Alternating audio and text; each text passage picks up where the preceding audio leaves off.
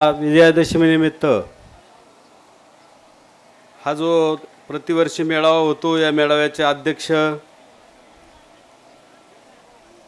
मुद्दा म्हणून उपस्थित असणारे आपल्या तालुक्याचे ज्येष्ठ नेते आदरणीय सावंतसाहेब, अमितजी भांगरे, सुनीताताई भांगरे, दिलीपराव, सर्व सन्माननीय मंच बंधू आणि भगिनींनो, खरं तर आता खासदारांनी सांगितलं की दसऱ्याच्या निमित्तानं पूर्वी राजे-राजवाडे दुसऱ्याच्या सीमेत जाऊन दुसरं राज्य पादाक्रांत करण्यासाठी, जिंकण्यासाठीचे निघायचे आणि नवं काम सुरू करायचे, जिंकण्याचं, प्रगतीचं, समृद्धीचं. त्या निमित्तानं अशोकरावांनी ही परंपरा पाडली की सगळे गोरपडा देवीच्या चरणी सगळे दर्शनाला येतात. आज दसऱ्याच्या निमित्तानं त्या सगळ्या आदिवासी बांधवांना एकत्र बोलवायचं, त्यांच्या विकासासाठी, त्यांच्या भवितव्यासाठी, त्यांच्या कल्याणासाठी काय विचारविनिमय करता येईल का या दिवशी, ही भूमिका घ्यायची आणि विचारमंथन करायचं. अशी भूमिका घेऊन हा दसरा मेळावा सुरू झाला. अनेक वक्ते बोलले, अनेकदा 4-6 वर्षापासून आपण येतो. मागच्या वर्षी मी आलो होतो. आजच्या या दसरा मेळाव्याच्या निमित्तानं अमितजी आणि त्यांच्या सहकाऱ्यांनी इथं काही विषय ठेवलेत. हिरड्याला भाव, हमी भाव मिळाला पाहिजे, त्याच्यावर प्रक्रिया झाली पाहिजे, 2 पैसे आमच्या आदिवासी बांधवांना जास्त मिळाले पाहिजे. पेसा कायदा केला आदिवासींच्या उन्नतीसाठी, पण त्याची अंमलबजावणी नीटपणानं होत नाही, म्हणून त्याची भरती झाली पाहिजे आणि फसवणूक थांबली पाहिजे. तिसरा मुद्दा, धनगरांचा आरक्षण आदिवासी बांधवांमध्ये दिलं जातंय.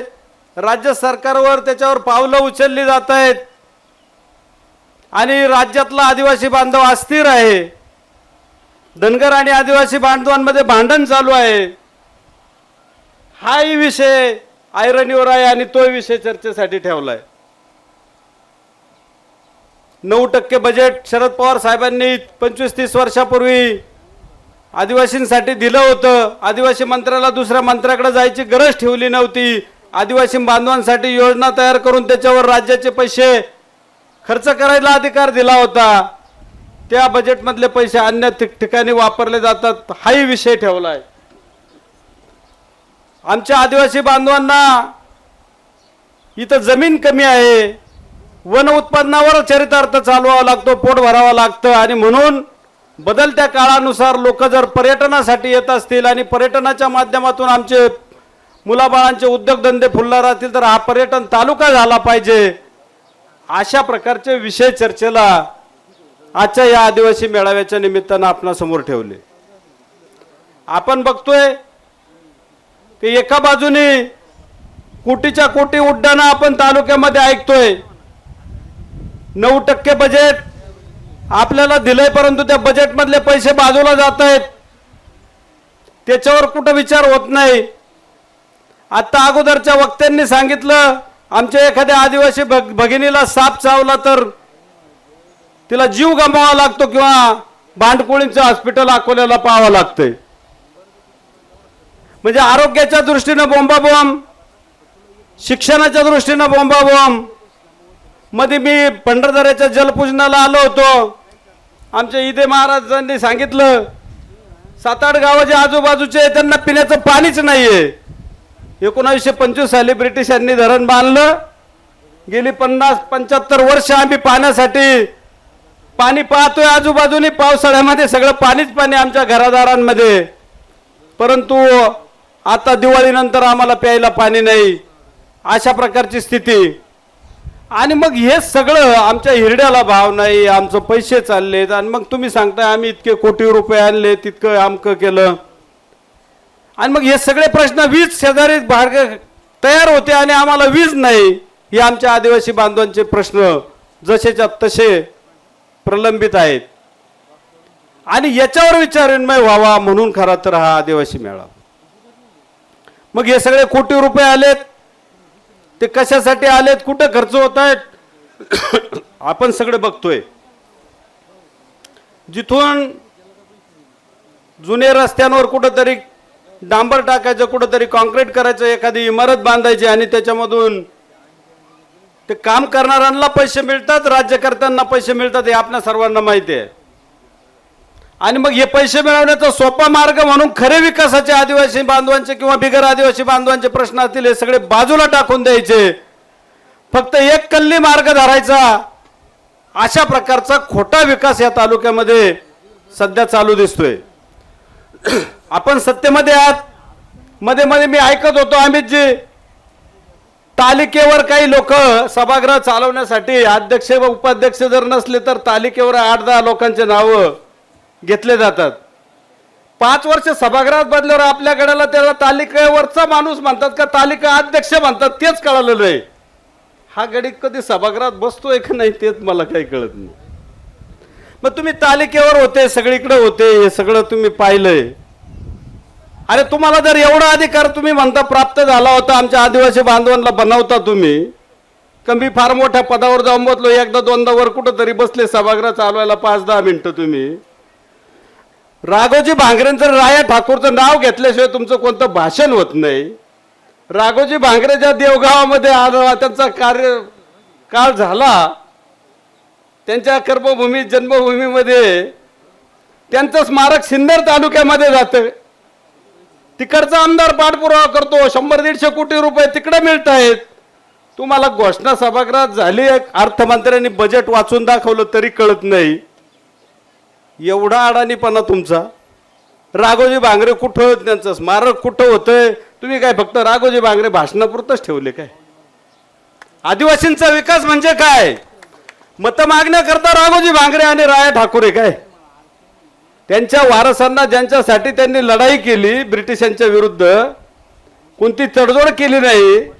ब्रिटिशांनी आता कोणीतरी सांगितलं ब्रिटिशांबरोबर तडजोड करता आली असती, पण समाज बांधवांच्या हितासाठी देश स्वतंत्र झाला पाहिजे याच्यासाठी जे माणसं तुळशीपत्र आयुष्यावर ठेवून निघाले होते त्यांचं नाव घेता आणि विकासाच्या नावाखाली दररोज दिवसाड घर बदलता.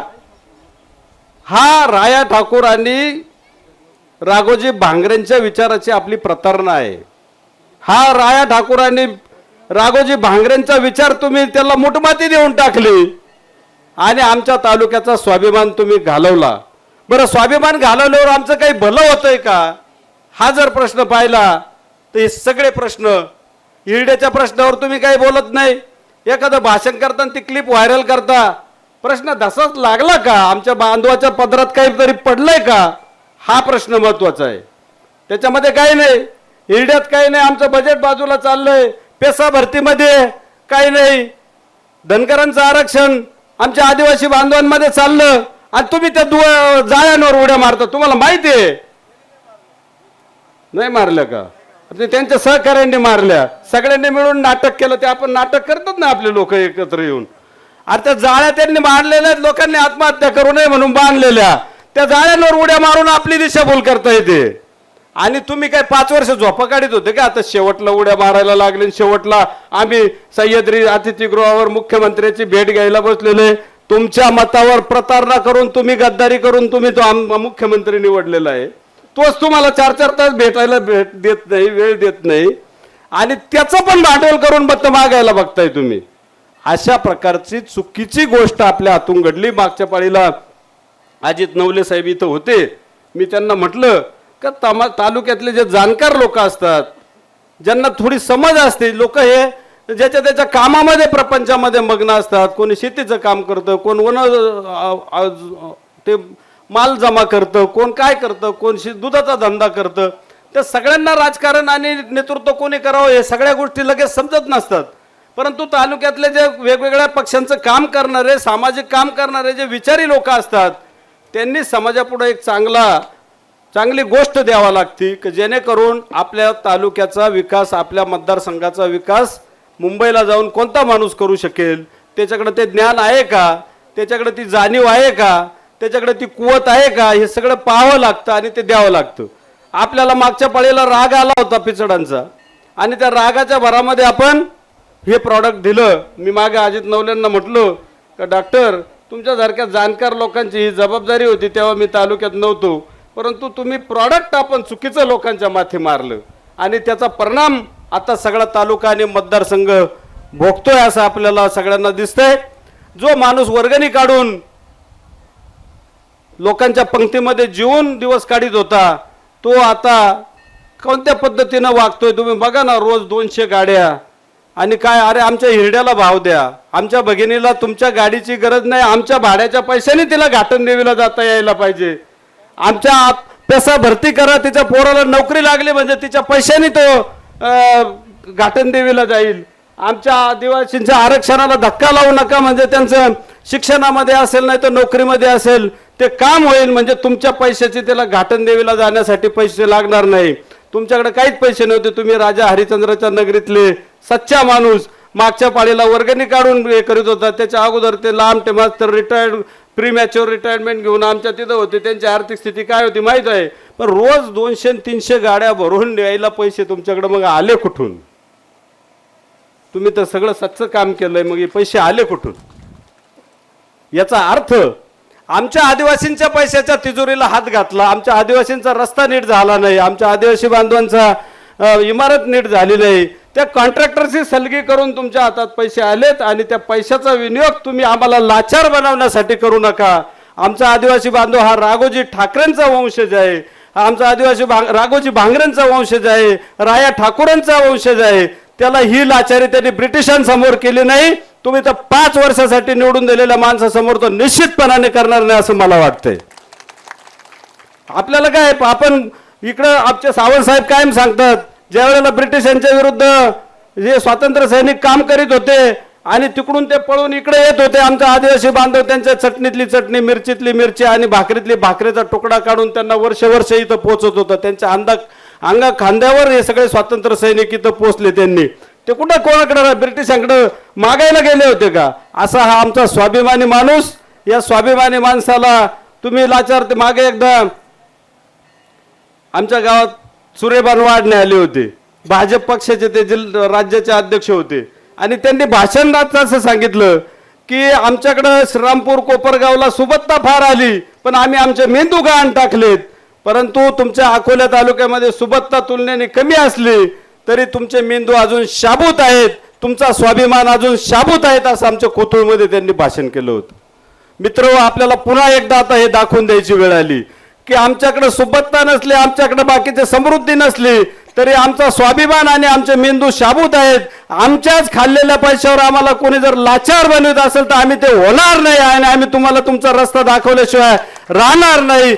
ही भूमिका आपल्याला पुढे घ्यावी लागेल. हे सगळे विषय घेऊन हे सगळे विषय सोडवण्याची कुवत असणारा माणूस पुढच्या दीड महिन्यामध्ये आपल्याला महाराष्ट्राच्या असेंब्ली विधान भवनामध्ये पाठवावं लागेल का ज्याला त्याचं प्रश्नांचं ज्ञान आहे, ते सोडवण्याची जाण आहे, ती कुवत आहे. तिथं मनगट धरून काम करण्याचे नुसते दावे आणि लग्न करणं हे आमदाराचं काम नाही मित्रांनो.